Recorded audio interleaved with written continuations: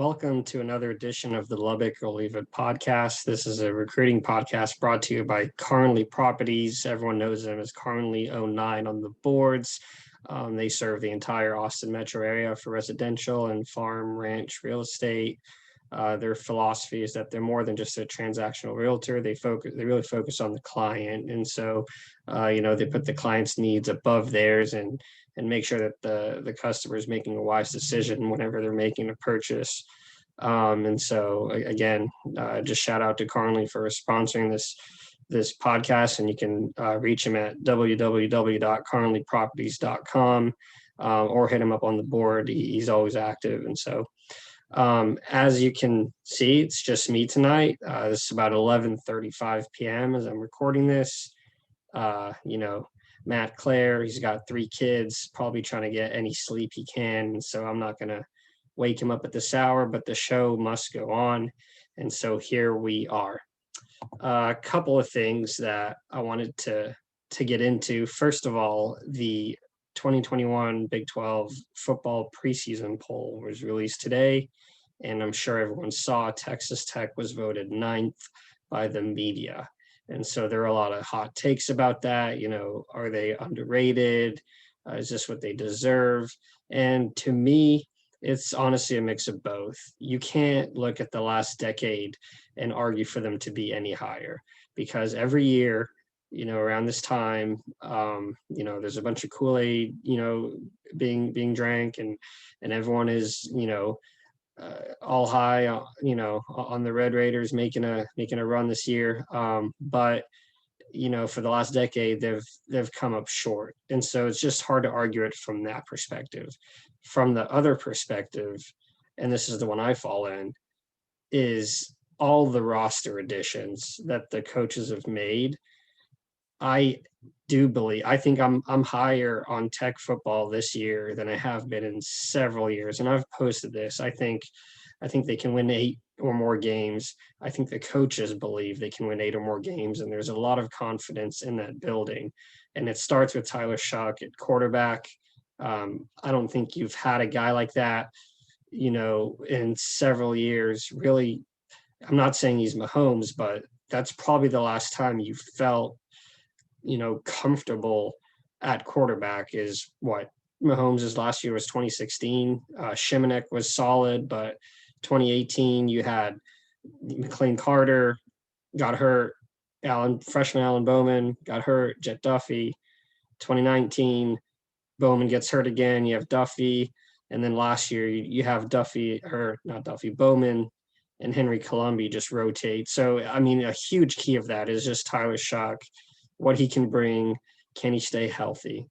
That's number one. But also the defensive additions, Marquise Waters and Rashad Williams, and the linebackers are insane. Tech had 3 linebackers on the all Big 12 teams for Athlon, I believe. I don't know if that's ever happened, or at least it hasn't happened in several years. I think the defensive line is older. Tony Bradford's going into his 3rd year of college football. Jalen Hutchings, Tyree Wilson, now has a whole offseason instead of arriving 2 weeks before. Philip Leedy, Nelson and Bannister coming back. The D-line isn't deep. I think there's a group of 6 or so you feel comfortable with, but they're very talented. And so you just look at that. Going back to the secondary, you have DeMarcus Fields, Reggie Pearson comes in from Wisconsin, Eric Monroe, his 2nd year. So, defensively, it's looking a lot better. And so you bring in a new offensive coordinator also, Sonny Cumbie. You have the weapons, you have the quarterback, you have what should be a good defense. You have to think that Tech finishes higher than 9th. Just looking at the list, number 10 is Kansas. That's obvious. Texas Tech was 9th. Baylor is 8th, and Kansas State is 7th. And I would say that's where my issue is, I guess you would say, is I think the Red Raiders should be ahead of both Baylor and Kansas State. Baylor's coming off of a 1-win season. Why do they get the benefit of the doubt? And they lost their quarterback.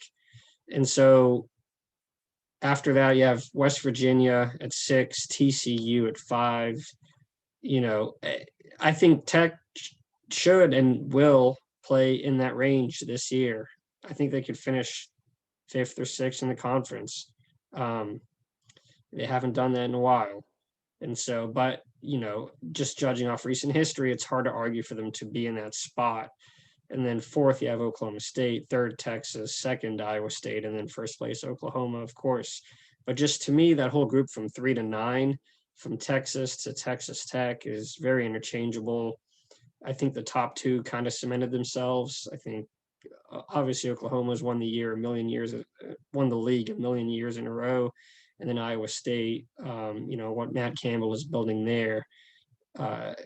He had a great year last year, and I just think they return everyone, Brock Purdy and Brees Hall, and that defense is always stout. So I think they're at the top 2, and then after that, it can go several ways, and I think Tech has as good a chance as any to make a run and finish higher than 9th. And I hope, that we sit here at the end of the year and everyone's making jokes at the media for voting Tech 9th. Much like with basketball all those years, whenever they voted Tech 7th, and then they end up, making Final Fours and stuff like that. So that was, kind of the big news of the day, was the Big 12 media preseason poll.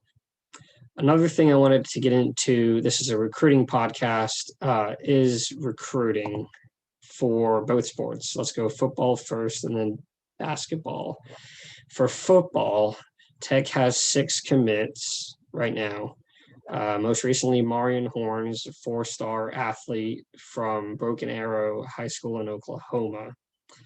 I think he is being recruited to play corner, defensive back.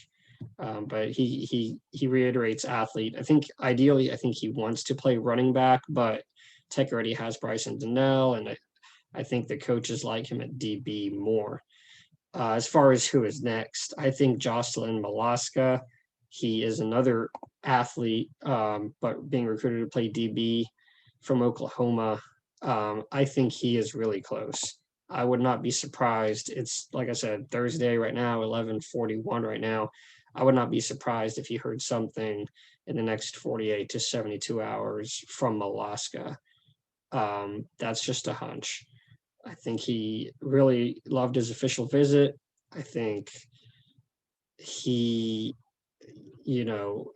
sees that spots are filling up. He wants, to take advantage of this opportunity, and he's being prioritized by Tech. And so I don't think he is going to pass up that opportunity.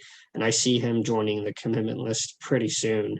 And, not the best offer list, but very respectable. Couple other Power Fives. He's got Vanderbilt, he's got Kansas, and then SMU, which is, one of the top group of 5s, along with Tulsa, UTSA, Utah State, Hawaii, Eastern Michigan. So, not a super awful list, but a mid 3-star, 5.6 rivals, and you certainly take that guy to add to your commit list if he does come.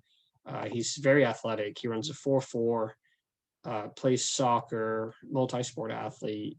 And so, probably a developmental guy, probably not a guy you want to, bring in to start and play, big snaps next year, but a guy you bring in the program, you put strength on him, you coach him up, and then, maybe we'll see him on the field 2, 3, 4 years from now, and he'll be making an impact at Tech. Another guy I wanted to mention, and this is a guy we've always talked about, was Major Everhart, the halfback slot receiver out of Amarillo, Tascosa. He's another guy I think that Tech could be closing in on. He took official visits to Tech, Baylor, and TCU, along with an unofficial to Texas. Texas has not offered yet. I think Major would love to have that offer. So far, it has not happened. If that does not happen, I see him being a Red Raider because, just talking to him and people close to him, I think Tech definitely had the best visit of the 3. I think he wants to stay close to home. he sees the opportunity with the name, image, likeness to make more money playing close to home at Tech instead of going to a Baylor or a TCU. And that makes sense to me because he could be at Tech, if he becomes a big time player, it's a lot easier for him to get endorsements right back down the road at home. And then he can go home for a weekend for, whatever, an autograph signing, you know, whatever it is, whatever endorsement he gets. It's a lot easier if he's right there and he can go home and do that. So, listed by Rivals as an all-purpose back, but I believe slot receiver type all around the offense. And so Tech already has one of those guys in Tyler King, but I think they would love to have Major Everhart as well. And those are two of the fastest players in the country, not just Texas, in the country for this class. And so that would be huge as far as just getting Sonny Cumbie guys that can run and you can get the ball in their hands and they can make big plays for Tech if he does come. And so 5.7 Rivals rating, borderline 4-star. He's the number 84 player in Texas per Rivals. And so, you always love to see those top 100 kids. You can never have enough of them. And so, yeah, beyond those two, it's tough to say how the board falls. I've had some people reach out, ask me to make, a football big board.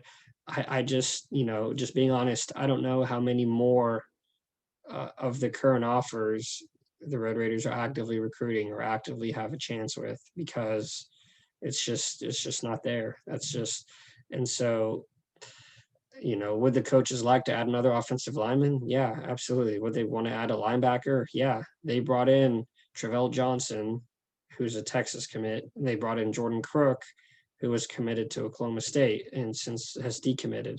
I think they would love to have one of those guys. I think they would love to have all the Duncanville, both the linemen, Jalen Early, who is a high 4-star with plenty of competition, and then Cameron Williams just committed to Oregon. So, is that one over? Probably. Are they going to keep trying there? Maybe. It would make sense. They have nothing to lose. You can keep trying. And so I just I don't see them reaching. Again, I know we all like to see a big high school class and we like to see the high rankings and all that. But at the end of the day, to me, the only thing that matters is wins. And so if the coaches win this year, you give them the benefit of the doubt, and then you run it back, and then you do it again next year, with the junior college and the grad transfer additions but they could also locate new prospects during the season. Obviously, the coaches haven't been on the road with the whole dead period, and so now maybe this season they can make it out to a few games, maybe uncover some new prospects, things like that, and then they can add another handful to the high school commit list. But right now, the two names I'm looking at are Jocelyn Alaska and Major Everhart, and I have future casts in for both to Texas Tech. Moving over to basketball, even though this is a football podcast, there's a lot of basketball happenings right now. I posted the transfer big board Sunday night. Names have come and gone since then. I think the coaches would love to add Kevin Obanor. I'm not exactly sure how to say his name. He's a big man from Oral Roberts, 6'8". He's a guy who led up the NCAA tournament. He dropped 30 on Ohio State and 28 versus Florida. He is a fantastic shooter. He's a 43% shooter from deep for his career. And I think the Red Raiders have a pretty good chance there. And if you can add him, put him next to Bryson Williams, I certainly cannot remember the last time you had two offensively talented big men as good as they would be. Williams, he had a season at UTEP averaging over 17, and Obanor is coming off a season where he averaged over 18. I just don't think you've ever had that. They're, neither of them are shot blockers. They're not Tariq Owens. They're not going to, protect the rim like that and just completely alter shots. But what they don't do on that end, they can make up for on the other end by getting buckets. And I just don't know how many front courts in all of college basketball would be as talented as them two if that were to happen. It's just fascinating. And then you think of TJ Shannon is back and Kevin McCullough, those would be 4 starters, and that would, that's just a lot of talent right there. And then I guess you would need kind of a point guard to bring the ball up and run the offense, because none of those are really that guy, even though McCullough and Shannon can do it occasionally. I don't know if you want to put the ball in their hands and, tell everyone to get out of the way that often. You still need someone to initiate and, someone a little quicker probably who can get into the paint and beat other guards off the dribble. So yeah, with that said, they are looking to add a guard. 2 guys that are on the board that I've posted about: Cedric Russell from Louisiana. He is more of a combo. He's 6'2", but he's a shooter. And I think you can never have enough of those. He's a 40% 3-point shooter. Teammate of Malik Wilson last year. That's always a plus. I think Ohio State, Oklahoma, I believe, Tech is in there. I think there's a group of schools that are after him, and he recently did a Zoom with the Red Raiders a couple nights ago now, and so I think he would be a guy they want. And Jaden Shackelford from Alabama, another guy I posted about, 6'3". He was an all-SEC selection at Alabama, 14 points, 4 rebounds, and 2 assists. Another more of a combo instead of a pure point. But at this point in the offseason, it's July 8th. What are you going to do? The options are the options. And so you try to build get the best players you can. And if it's a combo guard versus a point guard, you take it and then you make it happen. You coach them up, you do whatever it is you have to do. And then Tech, obviously also has other guys who can play that role: Malik Wilson, Clarence Nadolny, Davion Warren. All those guys can handle the ball. Adonis Arms can a little bit too. So the options are there. I just think you would love to top the roster off with O'Banner, the big man, and then another guard, because you can never have too much depth, as we all learned last year when you lost 2 rotation guys, Joel Tomboy and Amari Burnett, mid-season. They just up and left, and so you can never have enough depth. And I think both of, if they're able to land any of the guys I mentioned, that would be awesome. And I think it just says everything about Mark Adams and what he's been able to do since taking over at head coach. Beyond that, I mean, I'm in a good mood right now. Obviously, my Phoenix Suns are up 2-0. Not that anyone here is watching cares, but I do, and so I'm going to talk about that. But no, again, shout out to Carnley, Clayton Carnley Properties, Carnley09 for sponsoring this podcast. And next week, I'll make sure I'll get with Matt before he goes to bed, like the old man he is. Thanks, guys, for watching.